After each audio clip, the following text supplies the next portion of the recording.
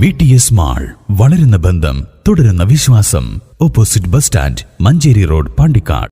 പാണ്ടിക്കാട് ഗ്രാമപഞ്ചായത്ത് കർഷകർക്കായി നടപ്പിലാക്കുന്ന കിഴങ്ങ് വിത്ത് വിതരണ പദ്ധതിക്ക് തുടക്കം. മരാഠപ്പടി കൃഷിഭവനിൽ നടന്ന ആദ്യഘട്ട വിതരണത്തിന്റെ ഉദ്ഘാടനം ഗ്രാമപഞ്ചായത്ത് പ്രസിഡന്റ് PR റോഹിൽനാഥ് ഉദ്ഘാടനം ചെയ്തു.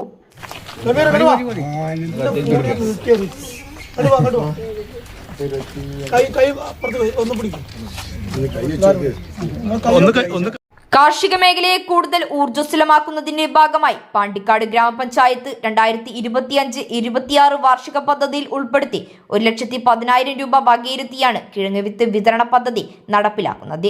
ഇതിന്റെ ഭാഗമായി ആദ്യഘട്ടത്തിൽ പഞ്ചായത്തിലെ തിരഞ്ഞെടുക്കപ്പെട്ട 120 കർഷകർക്കാണ് ചേമ്പ്, ചേന, കാച്ചിൽ, മഞ്ഞൾ, ഇഞ്ചി ഉൾപ്പെടെയുള്ള കിഴങ്ങ് വിത്ത് കിറ്റ് വിതരണം ചെയ്യുന്നത്.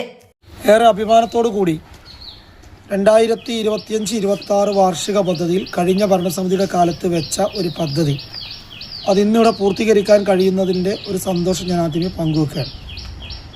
ഒപ്പം തന്നെ കൃഷി ഓഫീസർ ഇവിടെ സ്വാഗതത്തിൽ ഉന്നയിച്ച ഒരു വാക്ക്, അതാണ് നമ്മുടെ ക്യാപ്ഷൻ. നമ്മൾ അത് തന്നെയാണ് ഹൈലൈറ്റ് ചെയ്തത്. ഈ കിഴങ്ങ് വിള ഉണ്ണരുത് എന്ന് പറഞ്ഞുകൊണ്ട് തന്നെയാണ് ഞാൻ അതിൻ്റെ ആമുഖം പറയുന്നത്. തീർച്ചയായും ഇത് നമ്മളുടെ ഒരു പദ്ധതിയുടെ തുടക്കമാണ്.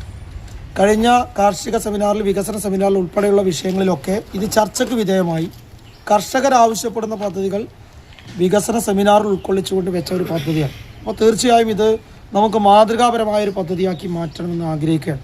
ഒപ്പം പുതിയ ഭരണസമിതി അധികാരത്തിൽ വന്നതിന് ശേഷം ഒരു കാർഷിക നയം ഞങ്ങൾ രൂപീകരിച്ച് മുന്നോട്ട് പോകുമെന്ന് തുടക്കം മുതലേ പറഞ്ഞുകൊണ്ടിരിക്കുകയാണ്. അതിൻ്റെ ഒരു തുടക്കം തന്നെയാണ് ഇന്നത്തെ ചടങ്ങിൽ ഞങ്ങൾക്ക് അനുഭവപ്പെടുന്നത്.